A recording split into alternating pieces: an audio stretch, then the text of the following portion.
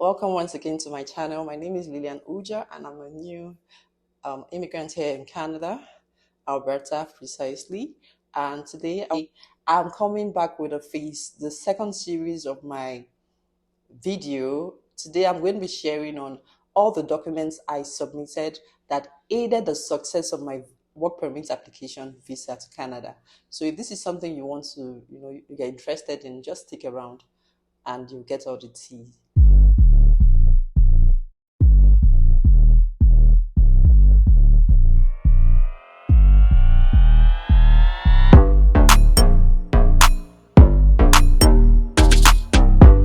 There are certain documents that are crucial to the application process of your Canadian visa. And for me, I submitted a work permit visa, right? So today I'm going to be sharing based on that. So, but this can also help you or guide you if you're applying for any other visas. Okay, now remember that this is just my own experience. I'm not an immigration officer. I'm not an immigration professional or an immigration expert. I'm just sharing off based on my experiences. Okay, while on this journey. Aside from a good statement of accounts, a great statement of accounts and a letter of intent, a strong letter of intent, there were also other documents I put in together and submitted for this application to be successful. So I'm going to be sharing them in details. Now, I submitted statement of accounts that were going to cover myself, my kids. Now, I did not submit, I submitted a statement of account for myself because I was told that since I was the one applying for the visa, my husband's statement will not carry a lot of weight. So my husband's statement of account was just a backup for our application. So my statement of account was the major one. My statement of account, I submitted my personal statement of account and my business statement of account. My personal statement of account was the one I submitted with all of the details. Aside from my statement of account, I also got a letter of explanation or a letter from my bank explaining that I bank with them and I do not have any issues with them so far, and that my account hasn't had any criminal activity of any sort. So you want to get a letter from your bank explaining this as well. Now, business accounts, a lot of reasons why the Canadian visa officers do not really take the business account seriously is because they believe that your business is entirely different from you. Your business is a legal entity, so therefore it is different from you. You cannot take out all the money from your business to aid your immigration process. What happens to that business after that? Remember that the Canadian visa officers believe that or want you to come to their country, do what you have said you want to do, and go back to your country when things do not work out. So they don't want you to be a liability. So what happens when you have exhausted all the money from your business account? What do you do next? That means it's a red flag and it shows that you don't plan to go back to your country. So you don't want to do that. Another thing you want to do is to put in a strong letter of intent, a letter of explanation. That's another word for it. You want to explain it to them in details why you want to come to Canada, the reason why you are coming to Canada. You are going to be working on, getting to their emotions. You're going to, it has to be very worded and strong. Remember that the Canadian visa process is not an in-person visa process or like the American visa process where you have to apply in person. You have to come in for an interview. Here, you're not going to come in for an interview. So your letter of intent is like that interview. Whatever you're going to be saying to the visa officer, if you were face to face with him, that is all you're going to be putting down in your letter of intent. So there's no limit to what you can explain. There's no limit to what you can put down. Evidences to prove everything you're saying. Always put the evidences attached to your documentation. If you're going to put landed properties, you need to put the evidence of the documentation of the landed properties as well. So let me move on to the documents I feel I submitted that aided the success of my visa application. One of the things I submitted were landed properties. Now it doesn't have to be full property, it can be a land. I submitted landed properties for myself and my husband.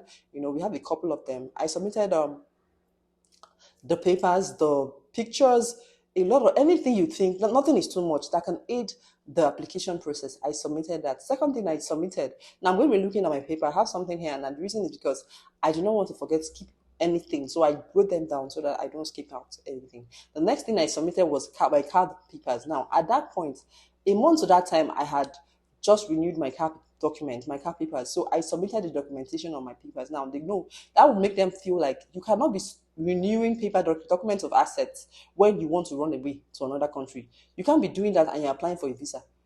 I submitted documents on my papers, my car papers. I submitted my business CAC documents as well. So if you have a business you're running, you want to show them that you have a structure back home, you have a business that is running, and you're not planning to leave that business and go to anywhere.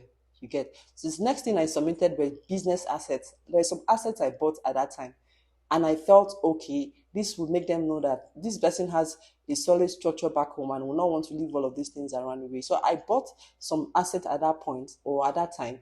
I submitted the documents of these assets as well. They were in my business name. Remember, I submitted my CAC documents. So I submitted these documents, this asset document as well, just to support the fact that I have a structure back home. The next thing I submitted were lease receipts of my business properties.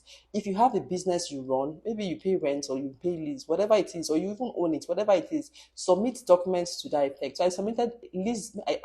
My business property was leased. I paid lease on it for every 4 years, every 5 years. So I submitted documents that showed that I still had a couple of years on this property. So I'm not going to leave this whole investment and go back and not come back to my country.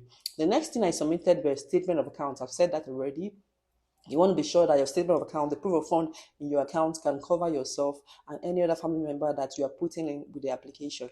Okay, so you need to do your research to know how much is the required proof of funds. Okay, now another thing I submitted was invoices to customers. I run two businesses. I have a business, I have a retail business. I also have a chocolate business, right? So I submitted invoices I gave to my customers who bought goods from me. I submitted invoices I gave to customers who made reservations at our properties. I submitted as well. Now this will help them to know that this person cannot run. Now, I submitted recent invoices. I didn't submit invoices of 3 months away or back, or 4 months or back, or 5 months back. I submitted invoices of the current month. It showed them that this person has an existing business and is not leaving anytime soon. Now, another thing I submitted were reservation bookings for my customers. Now, I have some platforms where I advertise my shortlet apartments and all of that. So every of the reservations I got in that month, I submitted the evidences to show. As I also submitted chats I had with customers confirming their bookings as well. All of this is just to aid your application. The next thing I submitted were pictures of me and my staff at my business property. Pictures of me and my staff at my business property. Everything, guys, there's no limit to what you can submit in your visa application process. But make sure that whatever documents you are packaging or putting into your application is in line with what the kind of visa you're applying for, guys. Okay, so the next thing I submitted aside from that is a letter of affirmation of handover.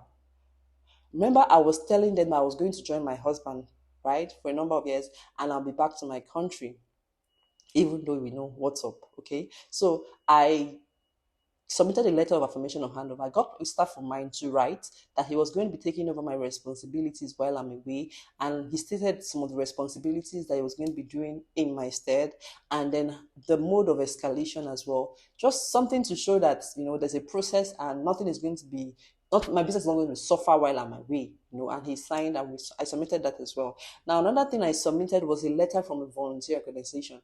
Now, if you have a member of an association where you give the service, you volunteer your services to, you can get them to write on your behalf to explain to them or to write that you're a good person, you've been with them for a number of years, you've served, in this capacity or whatever. They need to write. For my own case, I got my church to write, and I got another association where I belong to write in my stead. So that aided the fact that, okay, this person is actually also, in a number of, associations. So I will not leave all of these things and run to a country where I know no one except for my husband. Do you get? So the next thing I submitted were pictures with my dad and my siblings. Now, in my letter of explanation, one of the things I wrote was that I was going to come back to Nigeria because I have an aged dad. My dad is over 70. My mom is late. So I cannot abandon my dad, who is aged, who depends on me for emotional support, and go to Canada and not come back. I also submitted pictures of my siblings because I mentioned as well that I'm the first child of my family and I have 6 other siblings, okay? So I was not going to leave them because they all depend on me for emotionally and financially and all of that. So all of those things were just for to aid the success of my application. There's no visa officer that will see all of these things and will say, okay, this person with all of these things he has, the support, the family, the businesses, the assets, will not leave all of these things and run to Canada and not come back. The next thing I submitted were screenshots of my Airbnb listings. I have my platforms on Airbnb, my properties on Airbnb. So I screenshotted my apartments the way they were listed on the Airbnb platform, and I submitted them as the supporting documents in my application. Now, these are just the documents I think aided the success of my application, my visa application. Aside from all of this, there are other crucial or important or normal documents that people submit, which are, your children's birth certificates, a letter, a consent letter from your spouse. If you're going with your children, your spouse needs to consent that he's in agreement and he's aware that you are going with the kids and all of that. So your husband has to write, your spouse has to write that letter for each child. Okay, so aside from that, we submitted a letter for my children's school, school fees receipt for my children's school, school fees, school report sheets for my children's school, everything to make them know that these kids are our kids, they are legally ours. We're not taking another person's child to Canada. Now, aside from that, there are other documents like my birth certificate, my marriage certificate to show that we're married, the number of years we're married. Well, every other document, there's so many documents you can submit, which are the normal, things that people submit. But these ones are the ones that I feel like I added that made the difference between my two previous applications and this visa application.